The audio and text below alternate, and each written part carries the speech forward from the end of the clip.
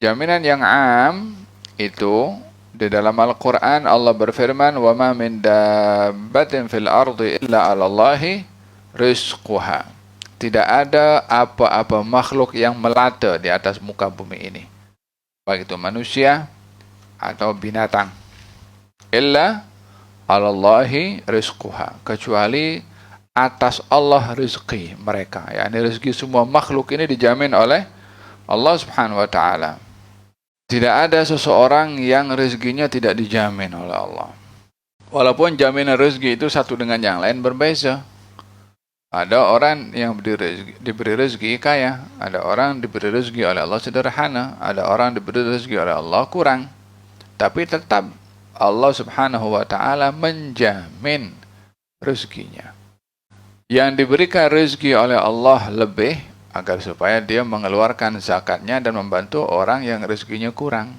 Yang rezekinya kurang, maka hendaklah dia berusaha dan berhak untuk menerima pemberian, baik itu sedekah atau zakat, daripada orang yang diberi rezeki lebih oleh Allah Subhanahu wa taala. Sehingga dengan demikian masing-masing itu diberikan oleh Allah jaminan rezekinya. Orang kaya, dia bukan hanya boleh memiliki semua duitnya. Allah tetapkan sebahagian daripada harta mereka untuk diberikan kepada orang miskin, supaya orang miskin tidak miskin. Karena tujuan zakat adalah mengangkat kemiskinan. Kenapa Allah tidak bagi semuanya kaya, sehingga tak perlu ada orang miskin? Ya kan? Kenapa tak dibagi semuanya, bagi semuanya jadi milioner? Semuanya punya kapal terbang private jet contohnya. Kalau semua orang kaya, siapa nak bikin jalan untuk kapal terbang untuk boleh take off? Mana ada orang kaya nak kerja cangkul-cangkul, buat tar sebenarnya? Tak ada. Kalau semuanya orang kaya, siapa yang akan pergi ke sawah panas-panas terik matahari, tanam padi, buat kerja-kerja yang tak mungkin dilakukan oleh mereka. Kalau semuanya orang kaya, siapa yang akan sampah tepi jalan tuh? Ya kan? Jadi masing-masing diagihkan oleh Allah, masing-masing dapat manfaatnya. Yang kerja kasih bersih sampah, yang kerja potong rumput tepi jalan, ya kan? Kalau semuanya orang kaya, siapa nak kerja itu? Dengan begitu orang kaya punya duit pun susah juga. Paham tuh? Ada satu negara ini, semua rakyatnya kaya. Semua rakyatnya kaya. Pasal negaranya negara kaya. Karena tak ada yang nak buat kerja, nak buat bangunan, nak panjat sampai setinggi 40-50 tingkat, itu takut semua naik. Maka panggil pekerja daripada luar, daripada negara-negara yang dikenali negara yang susah, negara miskin. Panggil untuk buat infra, buat jalan, buat bangunan, untuk pembersihan.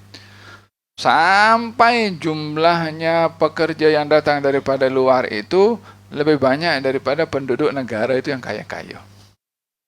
Punya duit, tapi tak boleh buat apa-apa kecuali panggil orang yang lain daripada luar yang susah-susah tuh. Paham dong? Jadi dijadikan oleh Allah Subhanahu wa taala kepelbagaian. Kalau semuanya orang alim, siapa yang nak belajar? Kalau semuanya orang bodoh, siapa nak mengajar? Paham dong? Jadi dijadikan oleh Allah Subhanahu wa taala sunnatullah, manusia ini saling membantu satu dengan yang lainnya. Yang ini membantu dengan duitnya, yang ini membantu dengan servis dan tenaganya, yang ini membantu dengan ilmunya, ini membantu dengan orang datang untuk belajar, dan begitu seterusnya. Yang ini dapat pahala karena yang ini dapat rezeki, dapat pahala juga karena yang ini. Jadi mereka saling mendatangkan manfaat. Demikian hubungan antara manusia dengan manusia yang lain dijadikan oleh Allah saling mendatangkan manfaat. Paham Tom? Jadi tak perlu komplain kenapa kita hidup susah, yang lain kaya.